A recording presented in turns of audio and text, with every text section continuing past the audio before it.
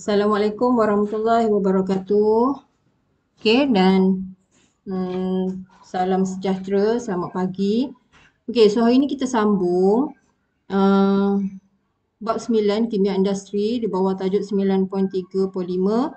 Okey, subtopik ni ya getah asli. Okey, so kita tengok apa yang dimaksudkan ataupun apa yang dikatakan tentang getah asli. Okey, getah asli ni ataupun nama lain dia kita panggil dia latex. Okey, so latex ni ialah sejenis polimer, polimer semula jadi. Okey, polimer semula jadi. Jadi ciri-ciri getah asli ni ataupun latex ni dia adalah kenyal, kemudian dia lembut. Okey, kenyal, lembut, lepas tu dia tidak tahan haba.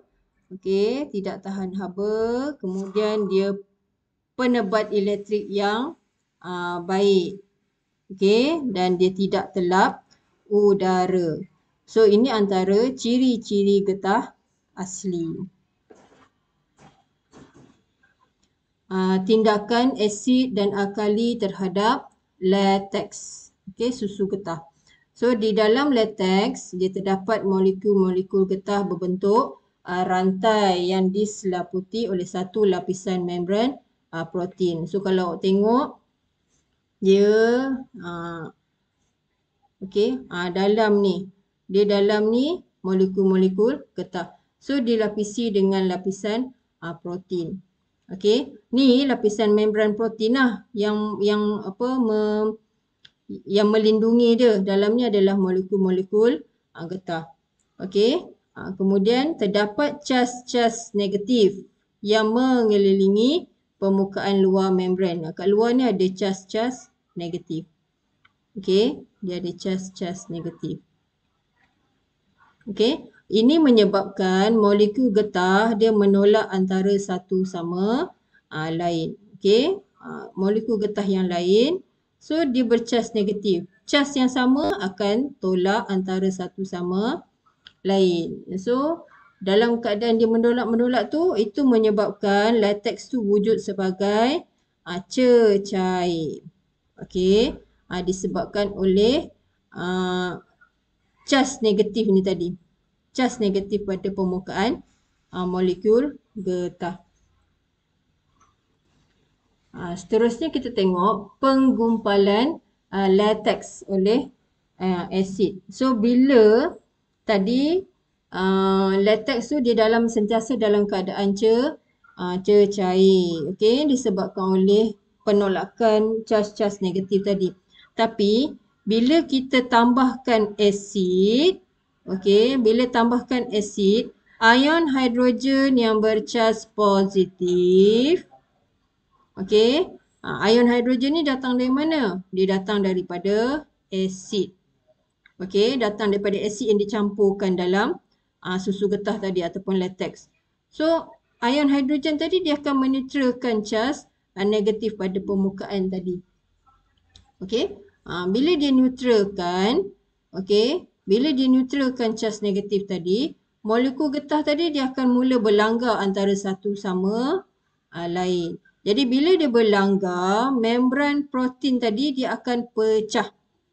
Bila pecah, rantaian polimer getah akan terkeluar dan berbelit membentuk gumpalan. Okey, kita tengok gambar rajahnya. Okey, so ini adalah gambar rajah penggumpalan latex. Penggumpalan, dia bergumpal, kumpul. Okey, ni tadi ya. Ini adalah membran.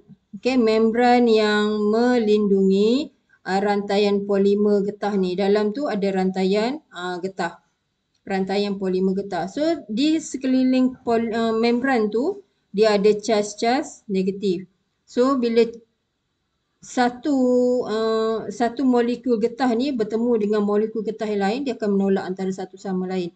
So, dia sentiasa dalam bentuk cecair. Okey.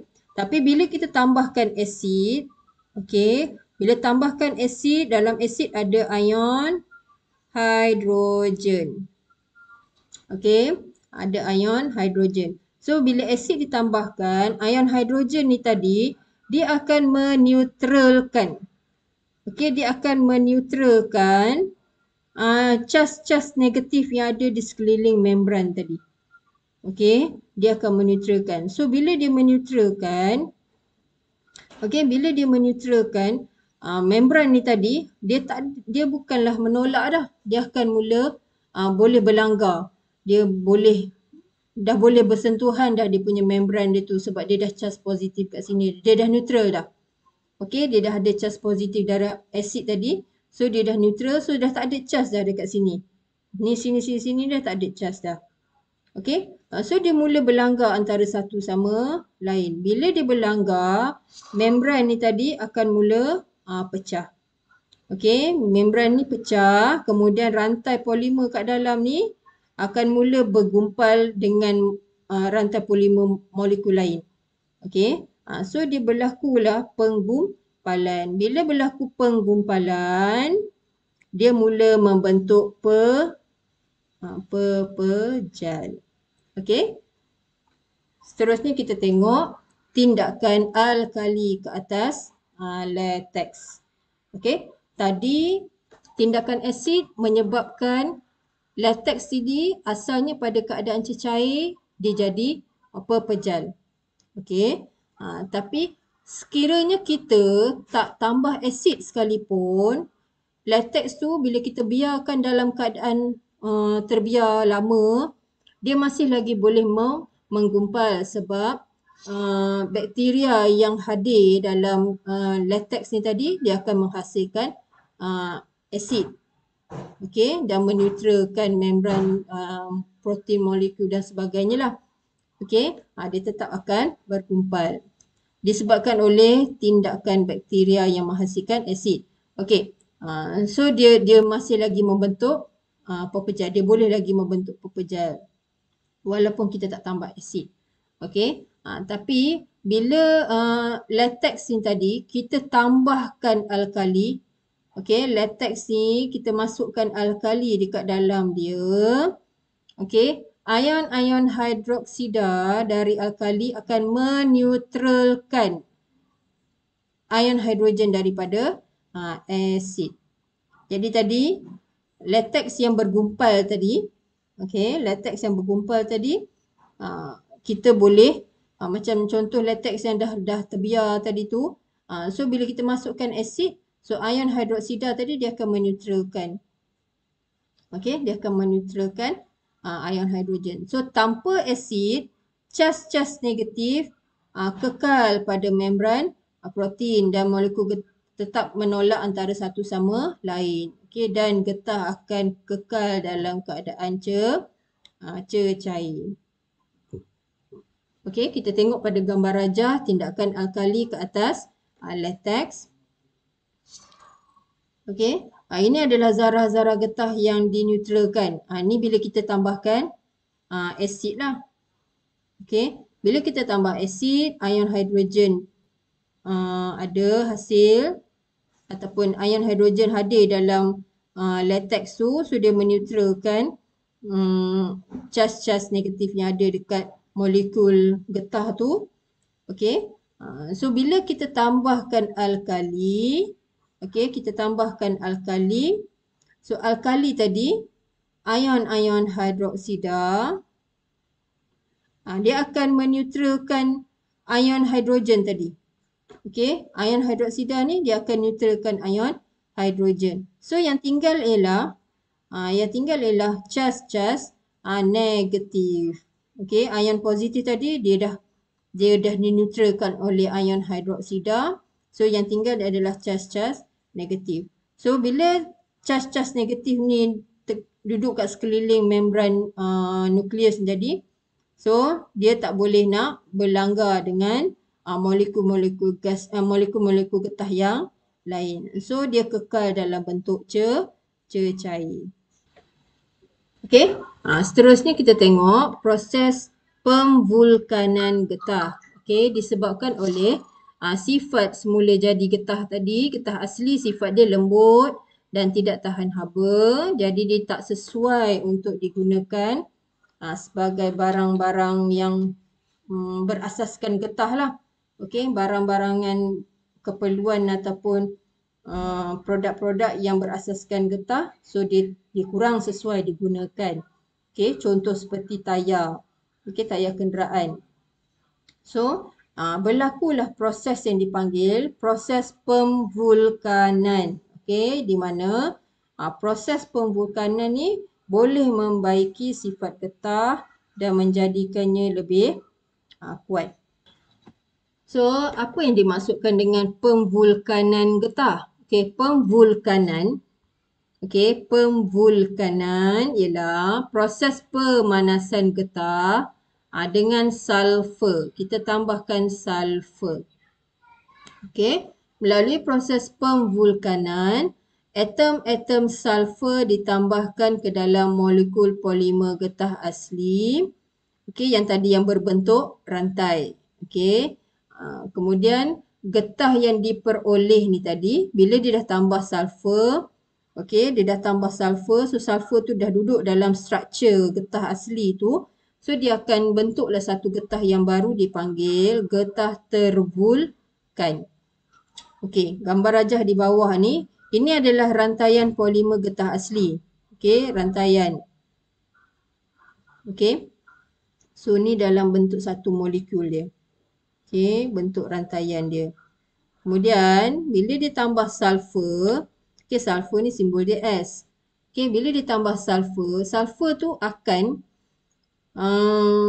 duduk secara bersilang. Okey, dia bersambung secara bersilang antara satu lapisan, satu rantaian dengan rantaian yang lain. So, dia duduk dalam keadaan melintang macam ni. Ni dipanggil rangkaian silang. Okey. So dia duduk dalam antara rantai yang pertama dengan rantai yang kedua. Dia macam tu lah. Okey. So dia duduk macam ni. So bila sulfur ni dia duduk dalam keadaan melintang macam ni. Okey. So dia sebenarnya dia menguatkan lagi. Okey. Struktur getah tu. Okey. Dia menguatkan lagi struktur getah. So yang ni yang dipanggil getah tervulkan. Seterusnya kita tengok lebih detail. Struktur molekul bagi getah tervulkan mempunyai ikatan antara setiap rantai polimer getah.